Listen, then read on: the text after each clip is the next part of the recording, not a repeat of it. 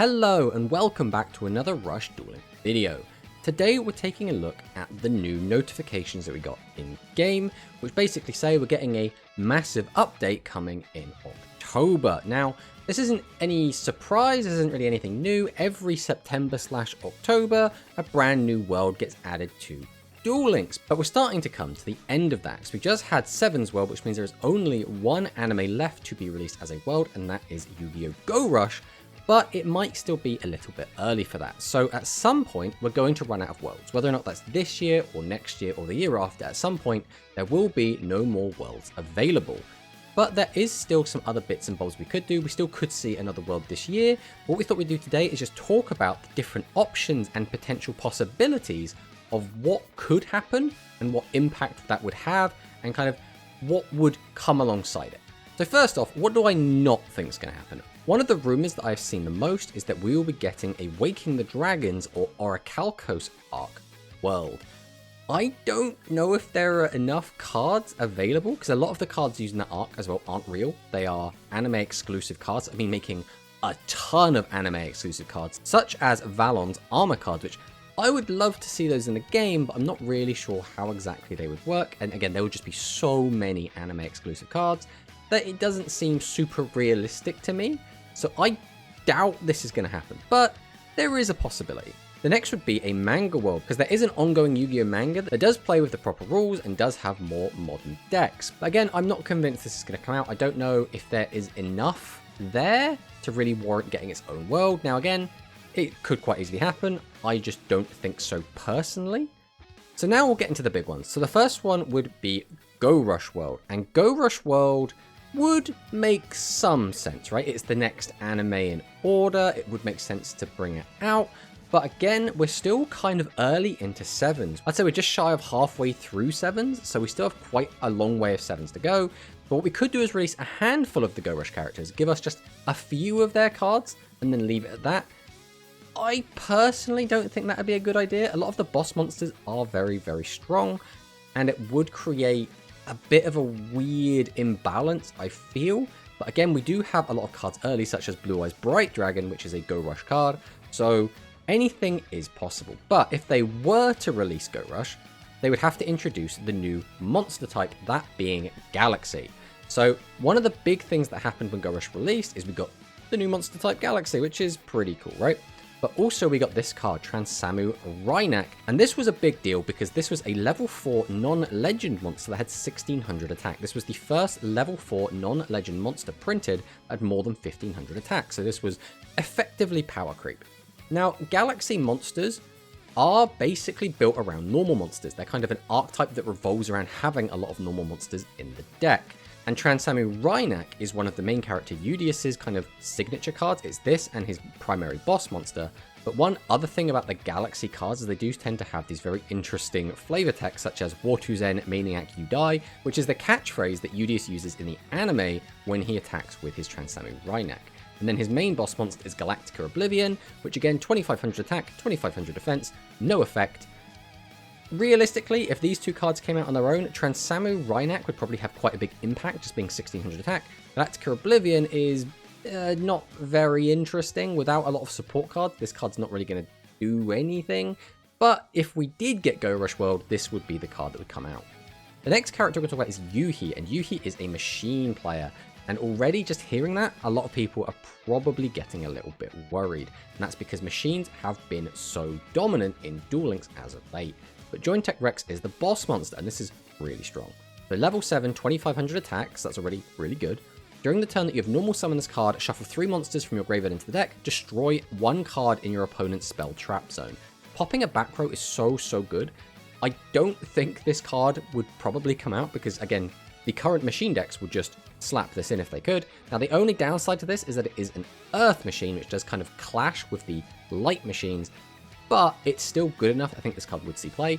Even when this came out, decks that weren't even playing machines, and some decks that still were playing machines, were still teching 1 copy of Jointech Rex, just because popping a back row is really good, and it's just, in general, a fantastic card, right? It's got good stats, and the effect to put cards back into your deck is always going to be really useful. Then we have his sister, Yuamu, and this is Bluetooth Burst Dragon. So this card is not super good on its own, but we do get cards that support it later that do make it a lot stronger. But we can send the top card of our deck to the graveyard to destroy all face-up monsters with 1500 or less attack on your opponent's field. So right now in Duel Links, that's actually still pretty strong because a lot of people are summoning 1500 and lower monsters and leaving them face up to get aggressive. So this would already be pretty good right now, but later on, again, we do get more support cards for this that do weaken your opponent's monsters, thus making this able to pop boss monsters, which is really, really good. And then this card gains attack equal to the number of monsters destroyed by its effect times 300. So that's going to cap out at 900, but more often than not, it's going to be about 600. So this guy's going to go up to about 31, which is pretty good. And the last of kind of the 4 kind of main characters of Go Rush is going to be Manabu and his Pyro monsters, and this is Chemicalized Salamander. And as you probably noticed, all 4 of these boss monsters have 2500 attack, which is something they did learn from Sevens, is we should probably just give everything 2500 attack. So we can shuffle 3 Pyro type monsters from our graveyard into the deck, and then all face-up monsters on your opponent's field lose attack equal to the number of monsters in your opponent's graveyard times 100 until the end of this turn. So it weakens the entire enemy board by an indeterminate amount. This is really strong. This would be really, really good if it released right now. A lot of these boss monsters, you probably noticed, are exceptionally strong and would be not necessarily super, super busted, but if these cards got any skills to go along with them, then you could see how this might be a bit of a problem. All of these boss monsters are reasonably good, with the weakest one, other than Galactic Oblivion, because it doesn't have effect, probably being Bluetooth, and Bluetooth is still really, really good, especially with the meta as it is right now. But as I previously stated, I do not think we're going to get Go Rush World this year. I think we'll save that for next year.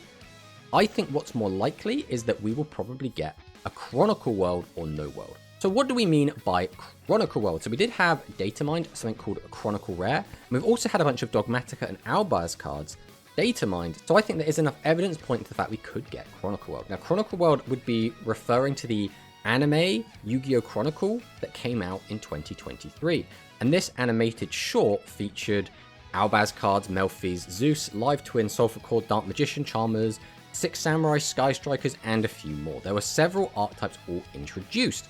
So what could this mean if we got it as a world? Well, theoretically, we would be able to play as some of these important lore characters from the animation. So potentially we could play as Sky Striker Ray, we could play as Zeus, we could play as Owlbears, have them as our playable character, and then get access to a lot of their cards and be able to play like that. I think this would be unprecedented, but it would be really cool.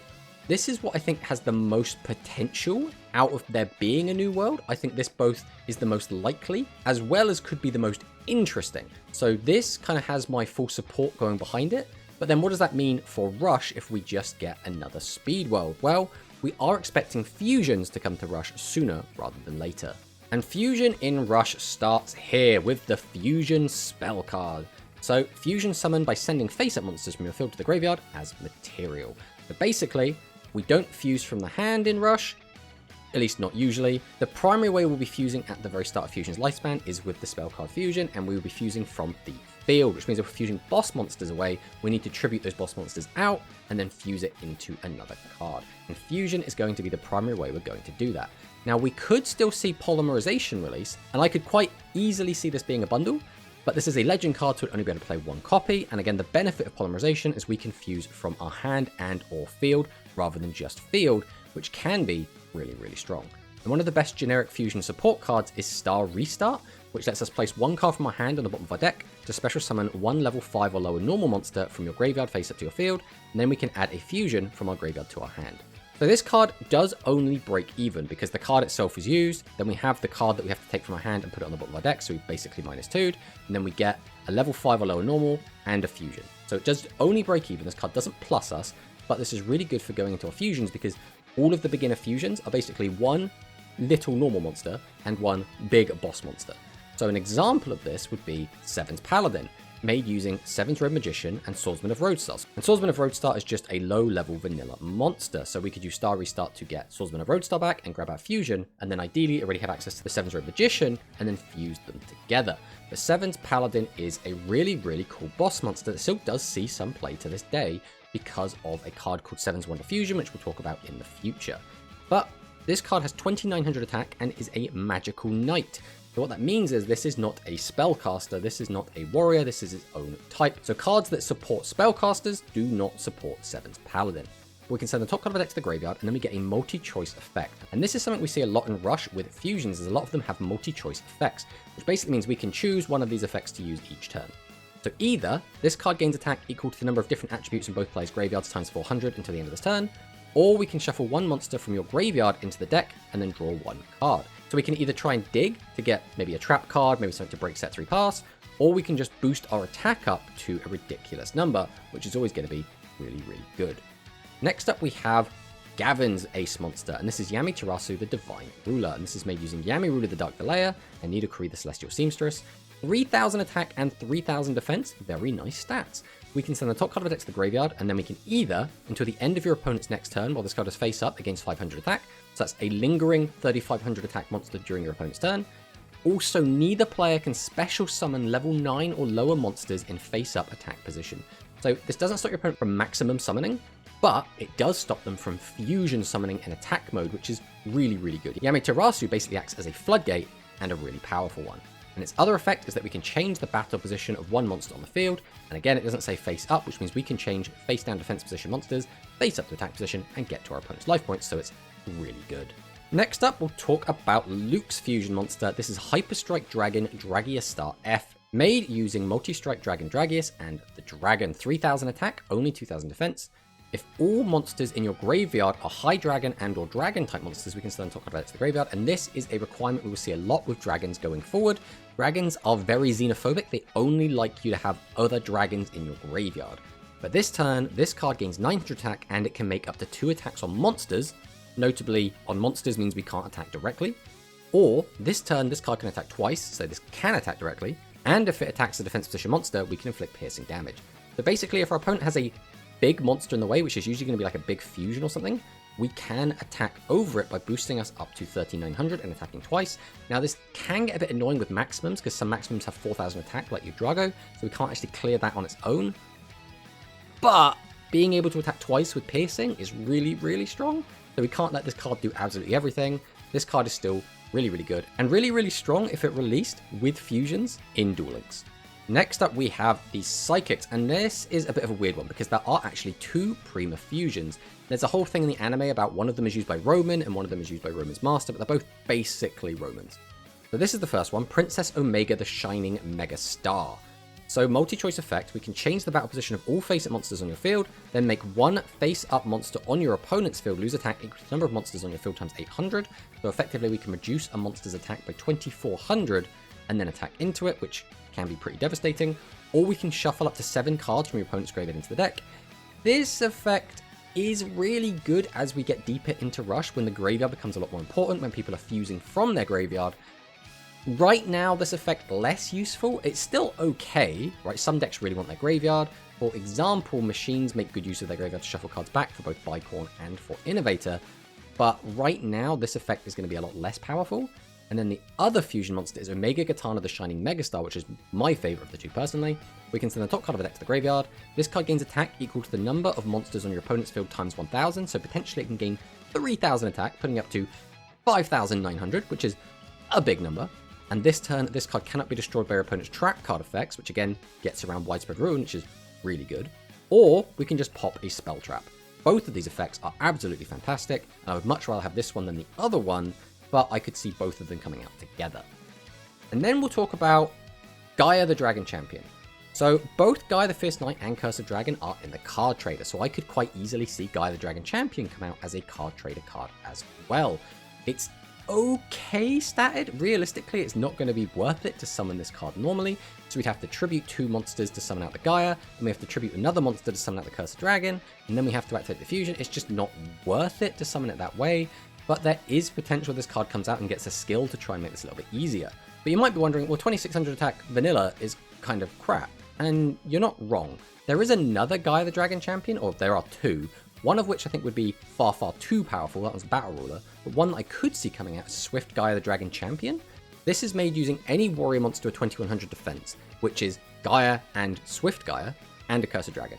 We can send the top card of that to the graveyard and then inflict piercing. Then if we have no cards in hand, we can draw a card. But this seems a lot better already, right? It's just, in general, stronger. Having an effect is always going to be good. You can make it easier. We potentially draw a card, and piercing is really, really strong. So I could easily see this coming out as well.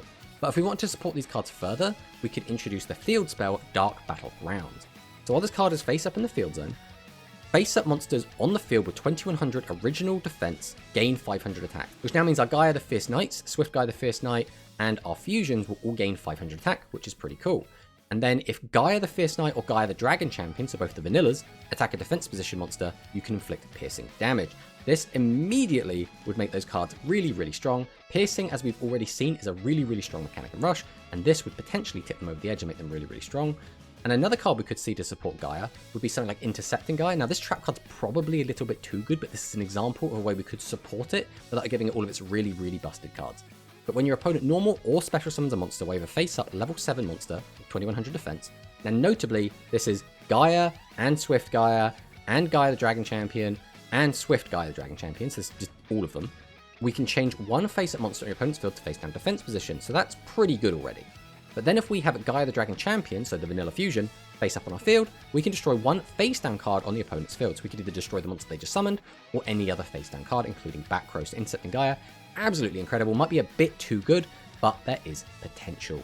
So that's basically what I think. I, again, am predicting either Chronicle World or no World, and I'm predicting fusions to come out sooner rather than later. I would really like it if fusions came out in October. I think if we got Chronicle World and fusions at the same time, that would be fantastic, because that's something for Rush and something for Speed. Everyone is happy. So fingers crossed, that's what we get. If you've got any ideas of what you think we're going to get in October, please feel free to leave them in the comments down below. I would love to hear about it. But thanks for watching the video, and I'll see you next time.